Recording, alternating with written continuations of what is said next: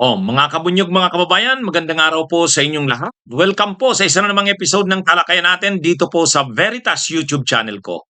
Kung hindi pa po kayo nakasubscribe dito, subscribe na po kayo.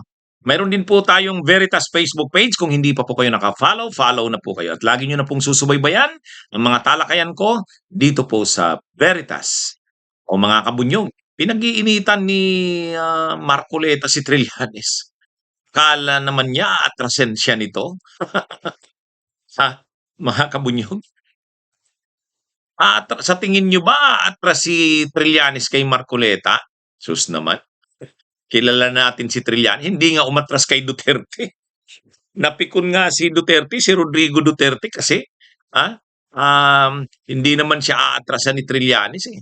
Presidente pa nga si Duterte, hindi naman natakot si Trillanes, hindi naman tumigil si Trillanes sa paglaban sa Duterte, presidente pa nun si Duterte. Ay ito pang si Marcoleta. Kaya hindi yan. Kumbaga, ano namang akala ni Marcoleta matatakot sa kanya si Trillanes?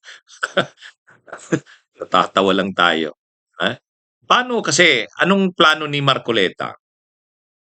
Sabi ni Marcoleta, papaimbestigahan niya raw. Ha? Parang ganoon, parang papaimbestigahan. Kasi kini-question ni Marcoleta yung pag-serve ni Trillanes ng warrant of arrest ni Bato de la Rosa. Hmm. Ah, ah, Ano yan, actually nung nakaraang araw pa yan, May 11, ang pinag-uusapan na ngayon hindi na yung tungkol dun sa kay Trillanes eh. Ano yun, yung May 11, yung kay Trillanes yun, yung tumakbo si Bato, nadapa pa sa hagdan. Pero ano na yun, lumang issue na yan. Ang mga issue na ngayon tungkol dun sa di umano'y inatake ang Senado na lumalabas, hindi naman. Kaya lang gustong ibalik ni Marcoleta. Kasi ang gusto ni Marcoleta, imbestigahan kung kinakailangan, imbestigahan si Trillanes. Bakit daw kasi si Trillanes ang nagsiserve ng warrant? Ano naman daw ang kapangyarihan ni Trillanes na mag-serve ng warrant? Yung ICC arrest warrant ni Bato de la Rosa. Sinabi naman ni Trillanes, hindi naman siya nagsabing siya yung magsiserve ng warrant.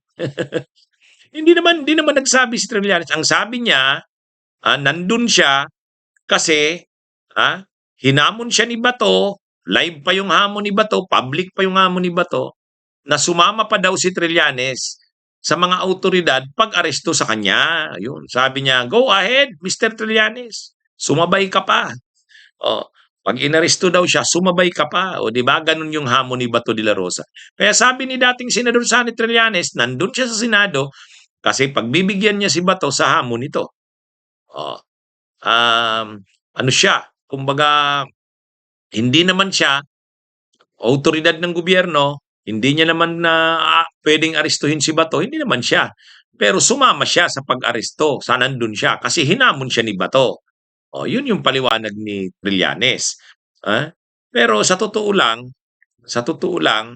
tagal na si Trillanes na talagang kahit private capacity niya, private person, ginagawa niya yung magagawa niya, matutulong niya para maaresto itong sila Bato, si Digong, si Bato. Kasi talaga namang sila Trillanes ang nagpasimula ng kaso na yan sa ICC. Ngayong may arrest warrant na at hindi na lang kay Duterte kundi kay Bato de la Rosa, ginagawa ni Trillanes yung maitutulong niya. Lalo pat hinamon talaga siya ni Bato. Ang hamon sa kanya ni Bato, sa hamon sa kanya ni Bato, ano daw eh, go ahead, Mr. Trillanes, make my day. Sumama ka pa sa pag-aresto sa akin. Sumama nga. Sumama si Trillanes. Mga NBI ang aaresto sana kay Bato noon. Kaya lang, sumama siya kasi sa hamon ni Bato. Ngayon, sabi ni Marcoleta, anong right o kapangyarihan, autoridad ni Trillanes na mag-aresto kay Bato? Hindi naman yan sinabing siya ang mag-aaresto. Ang sinabi niya, sumama siya, nandun siya para sumama. Ngayon, ang gusto ni Marcoleta, paimbestigahan. Binastos niya pa nga si Trillanes Sabi niya ni Marcoleta, bakit? Kung sinabi pala sa iyo ni Bato, 'Di ba, titingnan nga natin eksakto. Ano ba yung eksaktong pagkakasabi ni Trillanes, ay ni Marcoleta? Oh, ang sabi ni Marcoleta, mga kabunyog, 'pag sinabi ni Senator Bato na kumain siya ng kakain siya ng tae yata 'to, eh. Oh, yun yung ano, yan yung sinasabi ni Marcoleta. Ano naman daw klaseng argumento yan ni ano, ni Trillanes, ha? Ano ano daw bang ano niya, ibig sabihin 'pag, sinabi ni Bato na kumain siya ng kakainin niya. O kasi ang sinasabi ni Trillanes, sinabihan siya ni Bato o kaya pinagbigyan niya yung hamon ni Bato. O yun yung sinasabi ni ano, ni Trillanes, kaya siya nandun.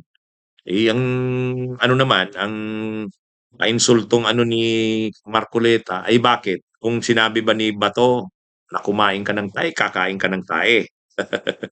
Ha? Oh, yan yung ano, yan yung sinasabi ni Marcoleta. Anyway, um, ewan natin kung anong pinaplano nila kay Trillanes, nila Marcoleta, pero mainit ang dugo nila kay Trillanes kasi talaga kasing si Trillanes yung may paninindigan na hindi mo basta-basta masisindak. Kaya lang, kung, inaakala ni Marcoletang masisindak niya dito si Trillanes o matatakot niya dito, kung iniisip niyang aatrasan siya ni Trillanes, hindi yan aatras. Sanay na sa laban si Trillanes.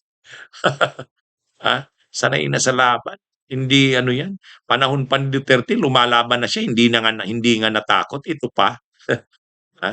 At saka talagang ano, sabi pa nga ni Trillanes, kay Bato de la Rosa, "Oh, o Bato de la Rosa, kung nagtatago ka man, ah, ano 'to, 'wag kang matulog ng pikit ang iyong dalawang mata, baka makalapit kami sa'yo hindi mo namamalayan. Kaya ano, lagi matulog ka na bukas ang iyong mata, yung isang mata mo, 'wag kang sabay na mata mo matutulog o nakapikit. Kasi baka hindi mo maramdaman na ano, nandiyan na kami sa'yo." Matindi rin 'tong si Trillanes, eh. Kaya actually ang mga DDS galit na galit kay Buying, kay Matibag, kay Castro, kay Trillanes, yan yung talagang galit na galit ang mga DDS, eh. Eh, kasi yan yung mga matibay na lumalaban sa kanila, eh, NBI si Matibag, Ombudsman si Buying, ah, Palace Press Officer si Claire Castro, private citizen pero matindi rin talaga sa pagpapanagot sa mga Duterte itong si Trillanes. Kaya siguro, siguro gusto nilang pilayan si Trillanes, gusto nilang itigil nito ang, yung kasi parang commitment na ni Trillanes na makatulong sa maaresto si Bato, eh. Kahit in his private personal capacity makatulong, oh. Eh, gusto yatang, ano, eh, ipatigil si Trillanes sa ginagawa nito, oh, kaya papaimbestigahan ngayon ng Senado, sa pamamagitan ni Marcoleta. Anyway, hindi naman masisindak si Trillanes sa mga ganyan-ganyan lang. Sanay na si Trillanes sa laban, 'di ba? Mga kabunyog, mga kababayan. Oh, anyway, abangan natin ano bang mangyayari diyan sa ano na 'yan ni Marcoleta, sa plano na 'yan, ha? Mukhang si Marcoleta yung tirador nila kay Trillanes, eh. Pero yun na nga, hindi tayo nagtataka diyan sa ginagawa nilang 'yan para takutin si Trillanes, para hindi na ito magpursige na tumulong sa paghahanap kay Bato. Pero hindi nila mapapa-atras si Trillanes sa ganyan. Ano man ang gawin nila. Kung gusto nilang imbestigahan, haharapin yan ni Trillanes. Kayang-kaya niya yan. Hmm, ano yan, eh, hindi niya isusuko yung ano niya, commitment niya na makatulong na maaresto sila Bato. Malinaw yan. Okay, mga kabunyog, mga kabayan, magandang araw po sa inyong lahat, ha. Salamat po sa inyong patuloy na pagtangkilik ng aking mga talakayan. Huwag niyo pong kalilimutang mag-subscribe dito po sa aking Veritas YouTube channel, bago ko pong channel ito. At huwag po kayong Huwag niyo pong, kalimutang mag-follow sa aking Veritas, Facebook page. Magandang araw po sa inyong lahat, mabuhay po tayo.